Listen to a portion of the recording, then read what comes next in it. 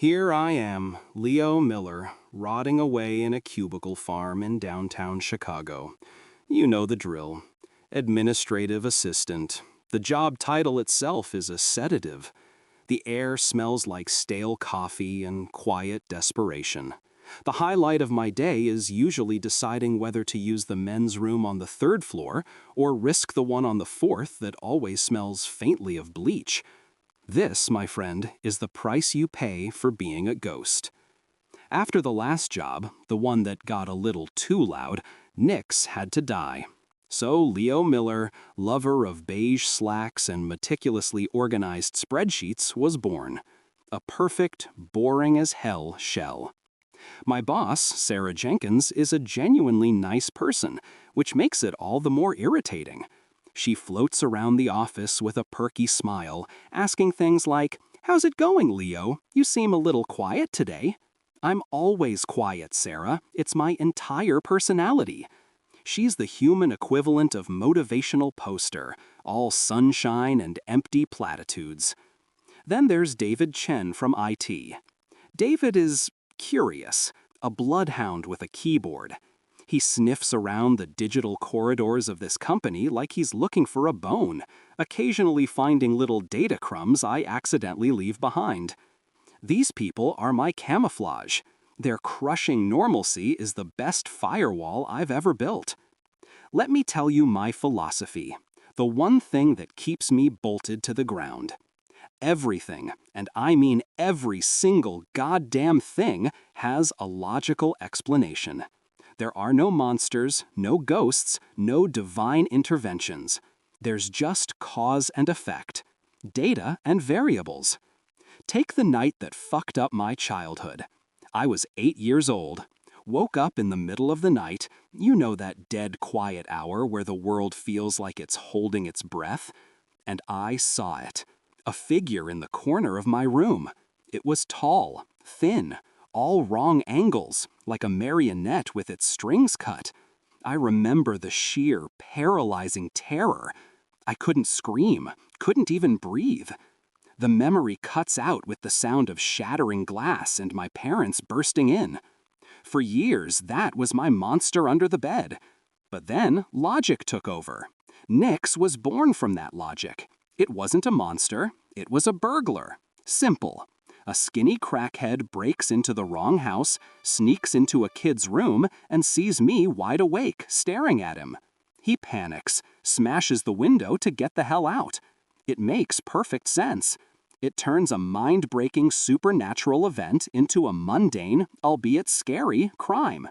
Tangible, explainable. That explanation has been the bedrock of my life for 20 years.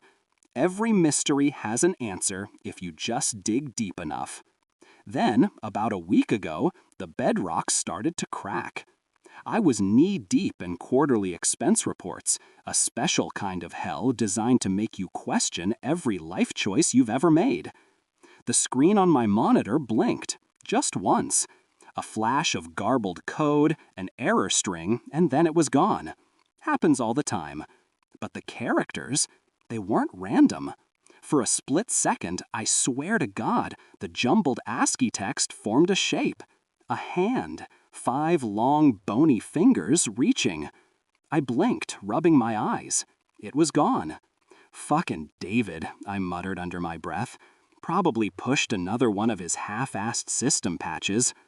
I blamed the lack of sleep, the shitty office coffee. An explanation, tidy, done. A few days after that, Sarah asked me to review some of the overnight security footage from the main hallway.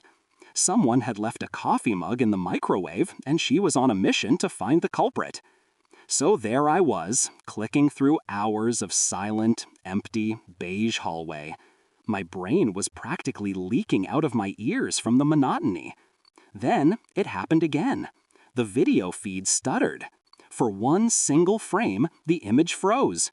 And in that frame, there on the wall of the completely empty corridor, was a shadow. It was long, stretched, and distorted. A sliver of black that didn't belong, as if something impossibly tall and thin was standing just out of the camera's view, casting its shape against the wall. I felt a cold prickle crawl up the back of my neck. I immediately rewound the footage, playing it back frame by frame. Nothing. The frozen image was gone. It was just an empty hallway again. A compression artifact, a random data glitch. It had to be. But the feeling of cold pins and needles, that wasn't a data glitch. This morning, David waved me over to his desk. He had that bloodhound look on his face, the one that meant he'd found a scent. He pointed to a screen filled with server logs. "Check this out, Miller," he said, tapping a line of code. "Weird shit. Got an anomalous access ping on the camera server last night. Lasted for precisely 0.2 seconds. Whoever it was, they came in, looked at something, and then wiped their tracks clean on the way out. I mean, scrubbed, professional as fuck." I leaned in, pretending to be interested. I gave a low whistle and shrugged. Probably those Chinese hackers everyone's talking about, trying to steal our revolutionary spreadsheet technology. I even managed a small, tired smile. Leo Miller, the clueless office drone. But inside, my blood ran cold. The smooth, easy lie rolled off my tongue, but my stomach twisted itself into a knot. I knew damn well it wasn't the Chinese. There's no hacker on Earth who would bother with a 0.2-second intrusion just to look at hallway footage in a mid-level tech consultancy. No one but me. A cold dread washed over me as the realization hit. I had done it. Sometime last night, in my sleep or in some fugue state of boredom, the old instincts, the muscle memory of Nix, had surfaced. I had gone into the system myself, a ghost in the machine, digging for an explanation for that shadow. And I didn't even remember doing it. Shit, the shell was cracking. The ghost wasn't just in the machine anymore, it was me. The screen in front of me was a wall of numbers, but I couldn't see them. My own reflection stared back from the dark glass, pale and thin under the fluorescent lights. I did that. I hacked my own company's servers in a goddamn blackout state, and I don't even remember it. Nix, the ghost I was supposed to have buried, was crawling out of his grave. And for what? To chase a fucking shadow on a wall? My hands were cold. The rest of the day was a blur of feigned productivity. I answered emails I didn't read. I nodded in conversations I didn't hear. The knot in my gut just kept twisting tighter. The weekly team sync was a video call, thank God. I didn't think I could handle sitting in a room with actual people. I just had to put on my Leo Miller face for an hour, mute my mic, nod when Sarah said something about synergy, and try not to let my brain chew itself to pieces. "So, Q3 projections are looking solid. Great work, everyone," Sarah was saying, her face a cheerful pixelated circle on my screen. "Leo, anything to add from the admin side on the new expense software?" I unmuted myself. "No, everything's running smoothly, Sarah." The words felt like sand in my mouth. As I spoke, my own video feed flickered. A line of digital static, like on an old TV, cut across my face. Then it happened. For a single horrifying second, the image distorted. My face on the screen, it pulled long. My jaw seemed to unhinge, my neck stretching out, my eyes sinking back into a skull that was suddenly too narrow. It was a caricature of a human being, a stick figure drawn by a madman. It was wrong, all wrong angles. The feed snapped back to normal. "Leo," Sarah's voice cut through the fog in my head. "Are you all right? You look like you've seen a ghost." A weak laugh escaped my lips. It sounded like a cough. "Sorry, shitty webcam, I guess. Probably a driver issue. I was already clicking the button to disable my video. I'll sort it out with IT." The rest of the meeting was just noise. That image was burned onto the inside of my eyelids. The distorted face, the long, thin shadow in the hall, the bony ASCII hand. They weren't random glitches anymore. They were pieces of something, and they were all pointing back to that one night, 20 years ago. The memory was a constant, low hum in the back of my skull now. I tried to push it down, to smother it with spreadsheets and TPS reports, but it kept bubbling up. The corner of my childhood bedroom, the way the shadows there seemed heavier, thicker. I could feel the rough texture of the blanket I'd pulled up to my chin. I could smell the dust in the air, and I could see him. Not a man, a shape. Tall, so tall his head almost touched the ceiling. And thin, impossibly thin. His joints were in the wrong places, bending at angles that a human body just shouldn't bend. He didn't move. He just stood there, in the corner, watching me. It was a burglar, just a skinny crackhead. I squeezed my eyes shut, my knuckles white as I gripped the edge of my desk. He saw you. He panicked. He broke the window and ran. That's all it was. A real person. I had to repeat it, over and over. It was a prayer, a mantra to keep the world from falling apart. That evening I stayed late. Sarah had dumped a last-minute report on my desk, some pointless analysis of office supply consumption. "You're a lifesaver, Leo," she'd said, with a smile that didn't reach her eyes. The truth was, I was afraid to go home, afraid to be alone with my own thoughts in the dark. The sterile, beige predictability of the office felt safer. By 9 p.m., I was the only one left on the floor. The building was dead. The only sounds were the hum of the server room down the hall and the occasional click of my own keyboard. The main lights were off, leaving the long corridor outside my office in darkness, punctuated only by the motion-activated lights. I was trying to make sense of a column of numbers when I heard it. A soft creak from the hallway. I froze, my fingers hovering over the keys. It wasn't the building settling. It was the sound of a floorboard taking weight. I held my breath, listening. Silence. My heart was a frantic drum against my ribs. Probably just the night security guard making his rounds. Then, a pool of cold white light appeared at the far end of the hall as the first motion sensor kicked on. Okay, the guard. Totally normal. I waited to hear footsteps, the jingle of keys. Nothing. Then, the next light flickered on, and the one after that. A silent, sequential wave of light washing down the corridor, getting closer and closer to my office. Something was moving down the hall, something the sensors could see. I pushed my chair back, my throat tight. I crept to my office door, peering through the small glass window. The hallway was empty, absolutely empty. But the lights kept coming. Flick, the one 30 feet away. Flick, the one 20 feet away. Flick, the one right outside my door. The pattern wasn't right. It wasn't a smooth walking pace. It was uneven. There was a pause between each light. A kind of limp, a drag, like someone with a bad leg was slowly, deliberately making their way towards me.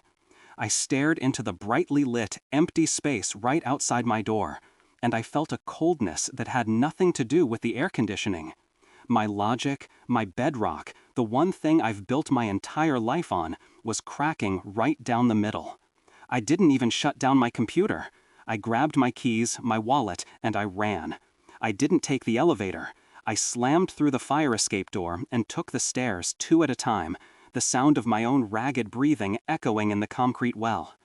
I got to my apartment and threw every lock on the door, the deadbolt, the chain. I stood there in my own hallway, back pressed against the wood, trying to make my lungs work. This wasn't a software glitch. This wasn't a faulty webcam. Motion sensors don't just turn on in a perfect limping sequence for no reason. That was a physical event in the real world, a cause without an effect, an impossibility. And if that was impossible, what else was? The question hammered at me. Am I going crazy? Is this it? Years of living a lie, of being two people at once, has it finally broken my fucking mind? The boredom, the isolation, the constant low-level fear of being found out, maybe it created a crack, and now everything I've pushed down for 20 years is leaking out. Hallucinations. I couldn't live like this. I couldn't exist in a world where the rules no longer applied. I needed an anchor, one piece of solid ground. The burglar. The story of the burglar was my proof. Proof that the thing I saw as a kid was human, flesh and blood. A simple, explainable criminal. Not something else. I needed to hear it again. Not from the inside of my own fracturing head, but from someone else. Someone who was there. My hands were shaking so hard I could barely unlock my phone. The screen was painfully bright. I scrolled through my contacts, my thumb slick with sweat. There it was. Mom. I stared at the name. This was it. All she had to do was say the words. "Oh, honey, you mean that terrible night with the intruder?" That's all I needed to hear. Just that one sentence, and the world would click back into place. The lights in the hallway would just be faulty wiring. The face on the screen would just be a bad video driver. Everything would have an explanation again. My thumb trembled over the green call icon. I needed this. I needed this more than I've ever needed anything. I pressed it. The phone rang twice before she picked up. The sound was like a fire alarm in my skull. "Leo, honey, is everything okay? You never call this late." Her voice was warm, a little fuzzy, like she'd been dozing in front of the TV. The sheer, crushing normality of it almost made me hang up. "Hey, Mom. Yeah, sorry. Just working late." My own voice sounded thin, alien. I was pacing my small apartment kitchen, the cold linoleum a poor anchor for my spinning head. "Oh, you work too hard, sweetie. Are you eating right? I saw a special on TV about young men getting scurvy again. Can you believe it? All that fast food." "I'm eating, Mom. Lots of oranges." A lie. I couldn't remember the last time I'd eaten a piece of fruit, or anything that didn't come out of a cardboard box. My stomach was a tight, useless knot. "Listen, weird question." "Anything, dear." I could hear the theme music to some game show in the background. Laughter, applause, a different universe. I took a breath. It felt like sucking air through a straw. Do you remember that night when I was a kid, when we had a break-in?" The game show music continued unabated. I waited. My knuckles were white where I gripped the phone. Just say it. Just say the words. The night the intruder got in. A moment of quiet on her end, just the faint sound of canned cheering. Then she laughed. It wasn't a big laugh. It was a soft, gentle, loving sound that hit me like a physical blow. "What break-in, honey? We never had a break-in." The floor seemed to drop out from under me. "What? Yes, we did. The man in my room, the one who broke the window." The words rushed out, desperate. I sounded like a child. "Oh, sweetheart." Her voice was filled with that bottomless maternal pity that I hated. "There was no man. You just had a terrible, terrible nightmare, one of the worst you ever had." No, that's not right." "The window, Mom," I insisted, my voice cracking. "The window was broken. Someone broke it to get out." "Leo, no," she said, her tone still patient, still calm, as if explaining to a toddler that the sky is blue. "That's not what happened. You were screaming your head off about a crooked man in the corner. You were so scared, honey. Your father and we couldn't even calm you down. Don't you remember? You were the one who broke the window. You threw your little rocket ship lamp right through it, from the inside." The phone slid from my ear. I didn't consciously move it. My arm just seemed to go limp, the device clattering against my shoulder before I fumbled to catch it. I could still hear her voice, a tiny, tinny sound, talking about doctors and night terrors. But the words were just noise. They didn't mean anything. A rocket ship lamp.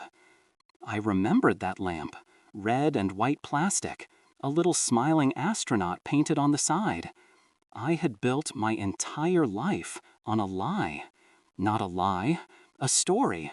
A neat, logical, airtight story I told myself to make the world make sense.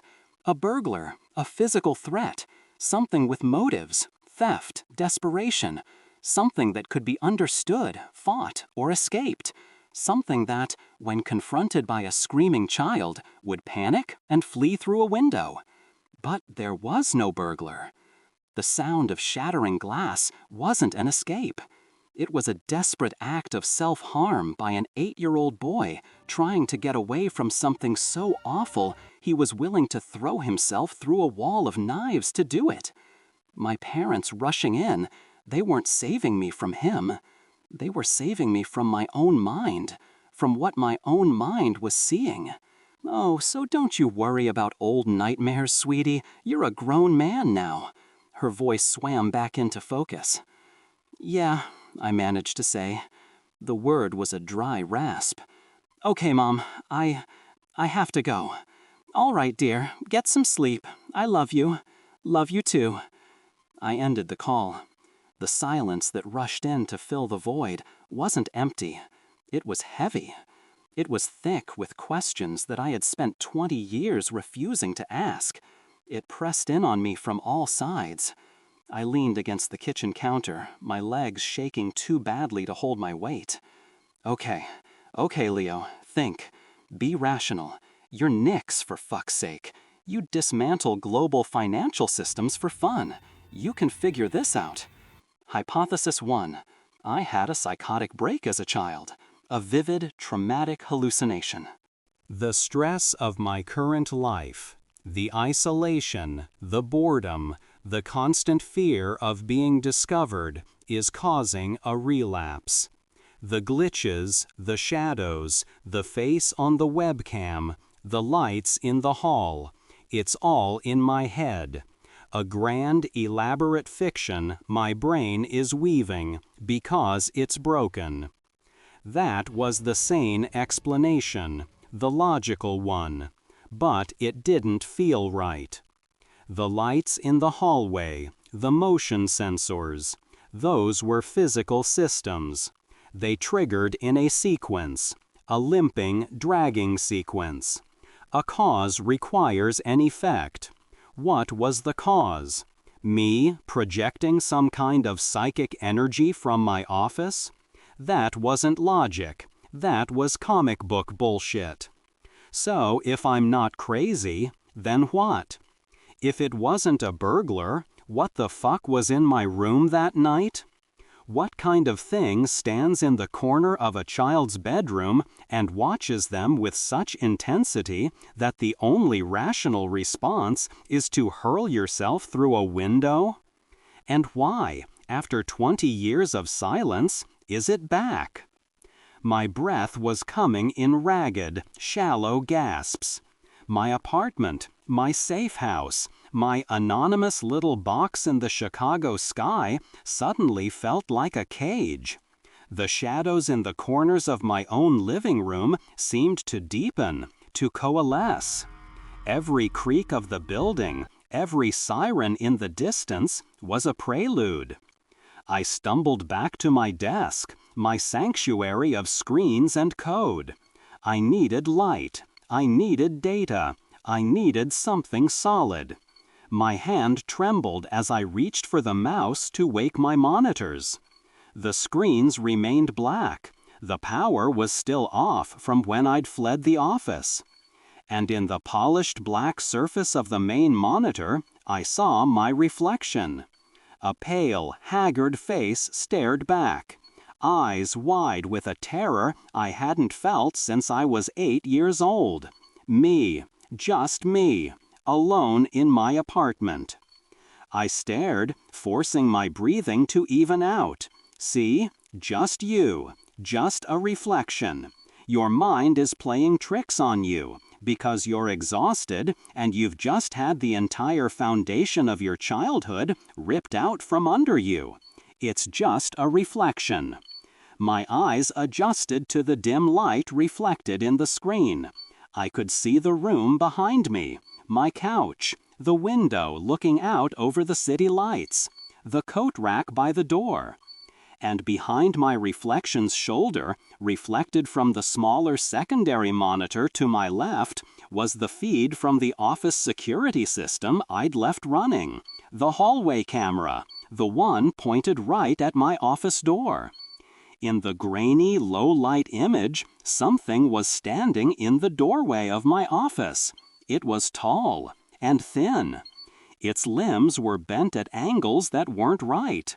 a collection of sticks held together by unseen thread, draped in shadow. It wasn't moving. It was just standing there, in my doorway, 60 miles away, watching the empty chair where I was supposed to be.